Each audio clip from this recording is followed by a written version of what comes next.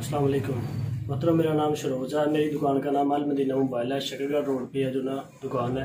तो मेरी रात की जो ना वो चोरी हो चुकी है। मोबाइल के ना काफ़ी नुकसान हुआ है। तो उसके बाद वो शटर भी टूटा हुआ है। उसके बाद 3-4 तालियाँ वो तोड़ दी है।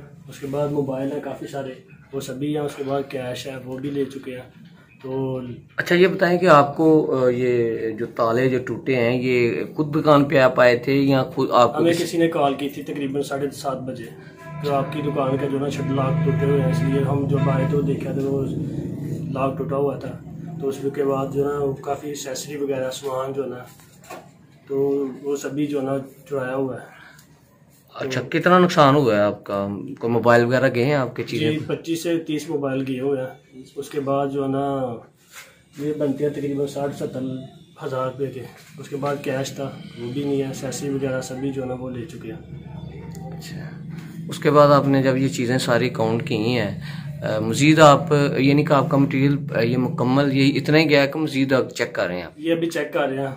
दूसरे भाई को मैंने कॉल किया, वो भी आते हैं, वो चेक कर रहे हैं। उसके बाद जो ना हमने 158 का कॉल किया, वो भी आए हैं। वो जो ना लिख के चला गया। तो वो कहते हैं जी ठीक है आगे कार्रवाई हम करते हैं।